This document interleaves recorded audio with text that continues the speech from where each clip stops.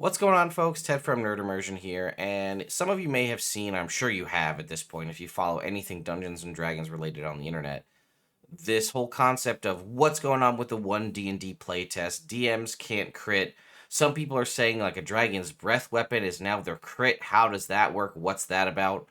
So I figured I've covered this already in my playtest review where we kind of went through it live. I touched on it in my TLDR version of it, and I talked about it during the actual live stream itself.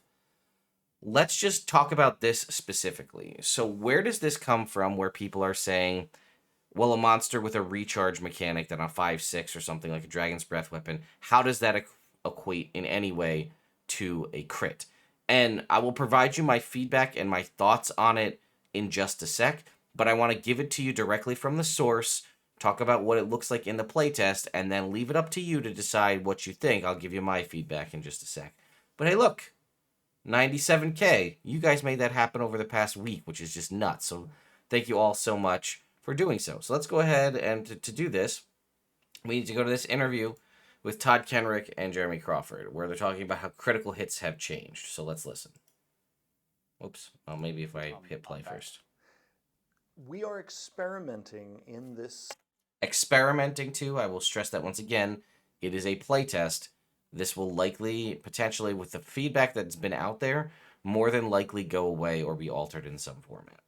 Unearthed Arcana with a new take on the critical hit. So in addition to rolling a 20, now feeding you inspiration, whether it's an ability check, saving throw, or attack roll, we've now specified that if it's an attack roll and you roll a 20, it's also a critical hit as you would expect. But what's different here is it's only a critical hit if you were attacking with a weapon or an unarmed strike. Now, in most cases in our game, that was already the case in actual play. Because most spells in the game trigger saving throws rather than involving an attack roll, spells scoring critical hits was a more sort of rare occurrence. I think the total number of spells that could actually attack is somewhere in the range of like 30. But either way, let's keep going. Than weapons scoring them. But we're exploring this option. And again, I really want to emphasize this is a great example of a playtest giving us the chance to experiment with something. Remember, this is not set in stone.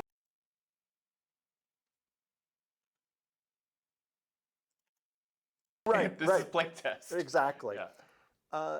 We want to see what does the community think and how does this play out for them? Because what we're really trying to do is carve out a clearer space for essentially spell operations on one side and weapon and unarmed strike operations on the other.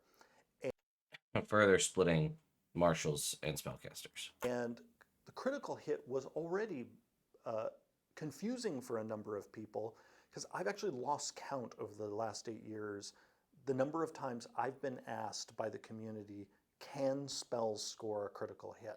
So funnily, this experiment in this UA will function for many groups the way they were already playing, because many groups had doubt that spells could actually critical, even though they could. Right.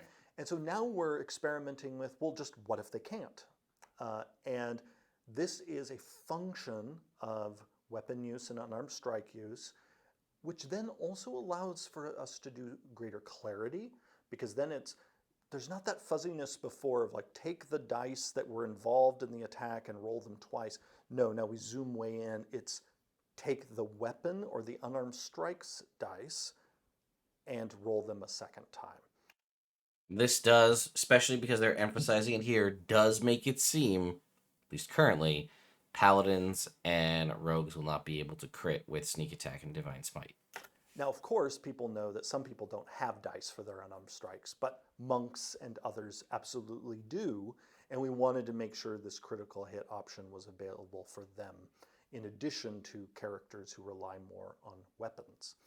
Now, there's an additional nuance here. The way we have worded this experimental rule, it is only player characters who score critical hits. Now, I need to unpack that. Well, it's kind. So first, critical hits for monsters often play out in strange, unsatisfying, or terrifying ways, and I'll unpack those. Not sure that's First, true. they can be terrifying. Higher level terrifying is fine. First level terrifying can mean the character's gone. So crits are extremely dangerous at low levels for player characters. You know, that bugbear critting your first level character might mean That's it. your character is on their way to the grave. Yeah. But then other times, because of how a monster's damage expression is built, a monster critical hit can feel unsatisfying. And the DM might say there was a crit, but the math doesn't really deliver the punch that you were expecting when the DM said that. I guess I can see that. Also, because a lot of DMs use static damage, our crit rule where When he says, I mean, I feel like it's self-explanatory, but when he says static damage, if you look at the stat block and it says like does the claw attack does 5 damage or like a d8 plus 2 or whatever, that's the 5 at the front is the static damage, and that's supposed to help a DM to have to not sit there and keep rolling and do more or less damage. They just take that number and use that and go forward. you're rolling a die a second time. There's friction between that Yeah. rule and how monsters are actually designed. And then there's a further reason that we're experimenting with this, and that is monsters actually already have their own built-in crit-like mechanic, and that is the recharge mechanic. We use recharge abilities to deliver those scary, massive strikes. Right. Think of the Dragon's Breath weapon. When that happens, everyone is put on notice, and that is the scary moment. The DM decides when to use it. So the DM can make an informed decision when to crank up the difficulty in a battle. The DM has no control over a critical hit.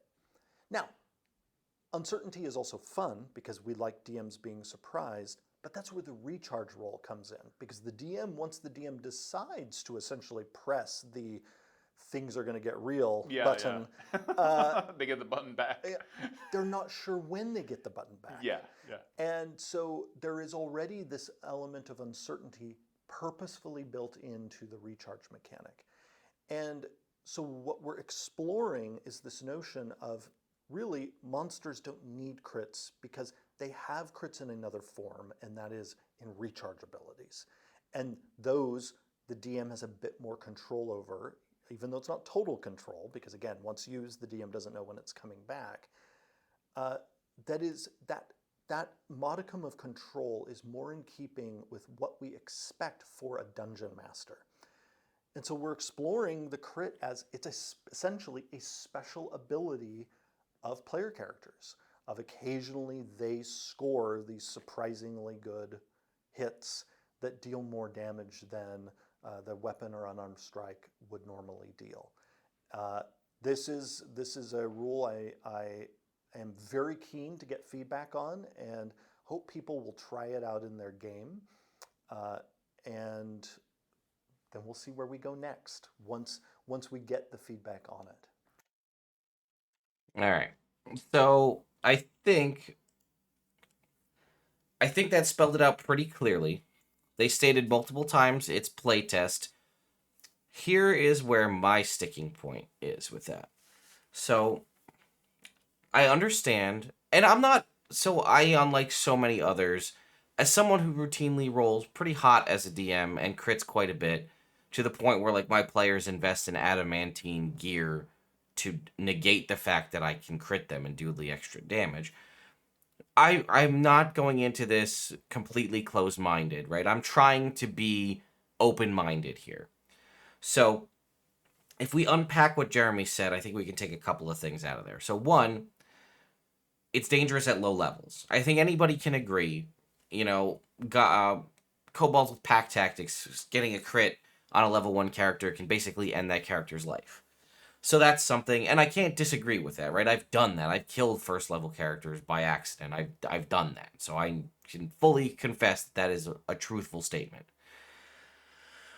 The monsters have a big, and I can also understand like, oh, your monster crits, but like if it does a D8 plus 2 damage, now you're doing 2d8 plus 2 damage, and if you don't roll very well or it's only a minimal number of dice, it doesn't really feel like a critical hit. It's like I crit you 6 damage. Like I could have rolled 10 damage had I rolled an 8 on the first D8. So I can understand that it doesn't necessarily like the natural 20, like that's a scary thing, but it doesn't necessarily pack the punch. And then again, the concept of this recharge mechanic, the DM doesn't know when it's going to come back. Well, I would argue that a 1 to 6 or things that recharge on a 4 to 6, you kind of can, like, you can almost sort of bank on them as opposed to the chance of rolling a natural 20. But either way, the point that I have is not every monster has a recharge mechanic.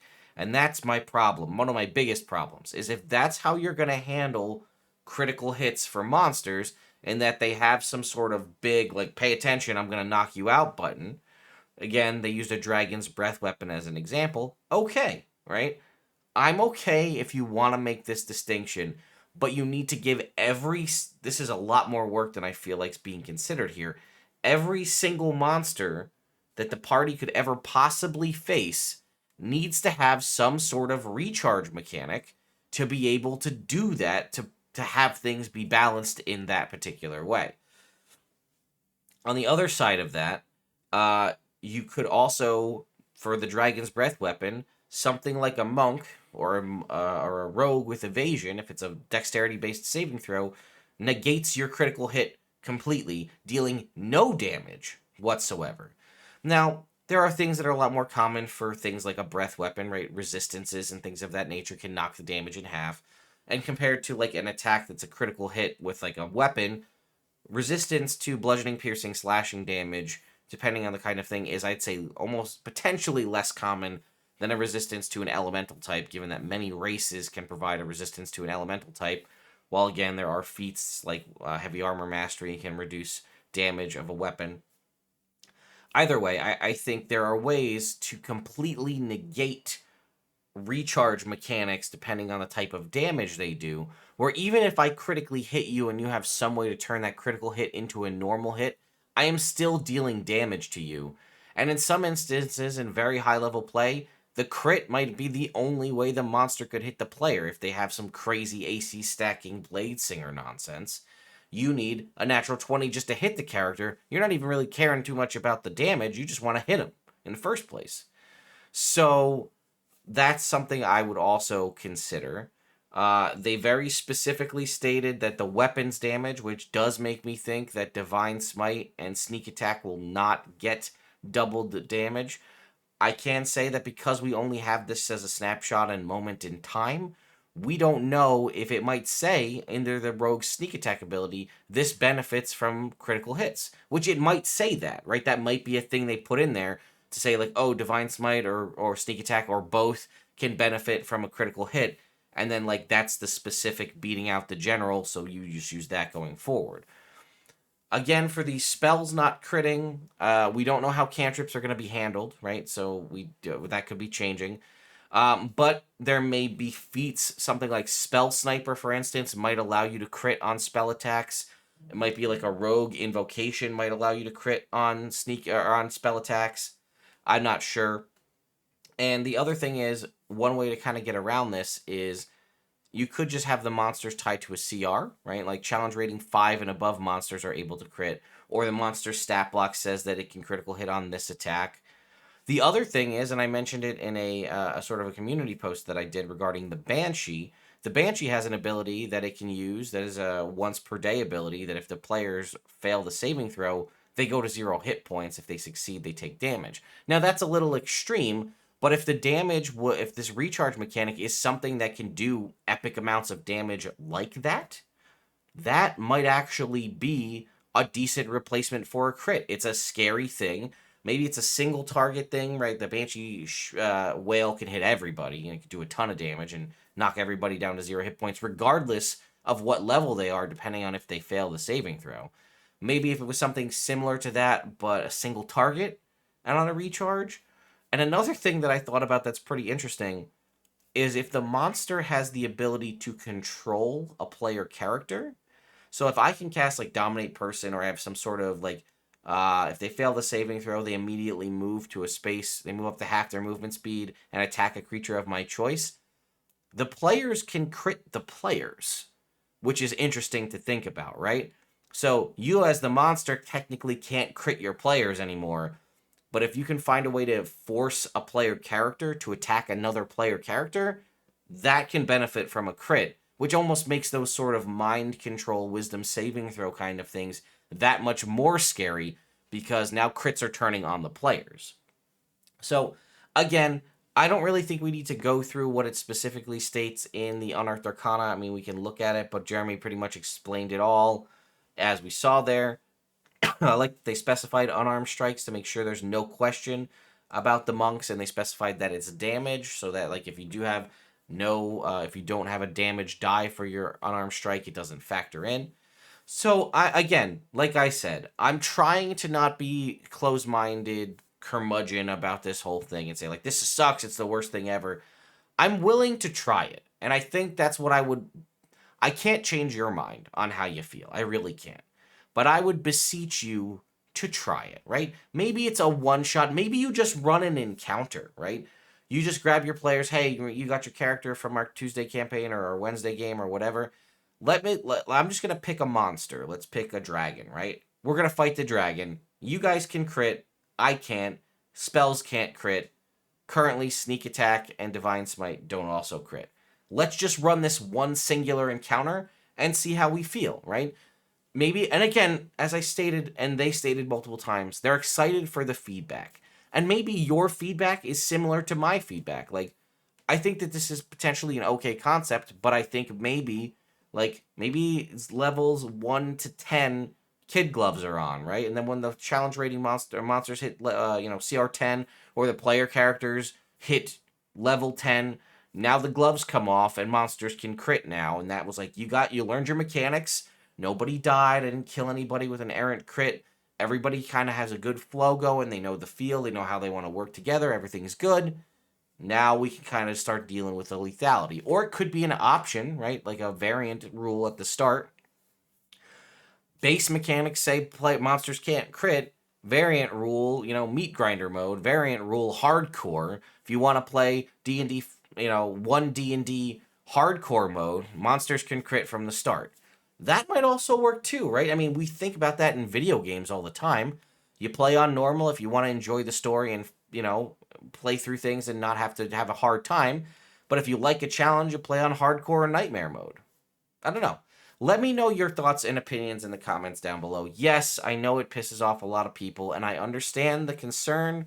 And I just want to say, like I said, I explained it. I let them explain it. I gave you my feedback. There are things and ways you can kind of maybe tweak and alter it. And again, when September 1 rolls around and the feedback opens for you to fill out that survey, for the amount of people out there that are like, well, I guess this is so stupid, guess I'm not giving them any more money.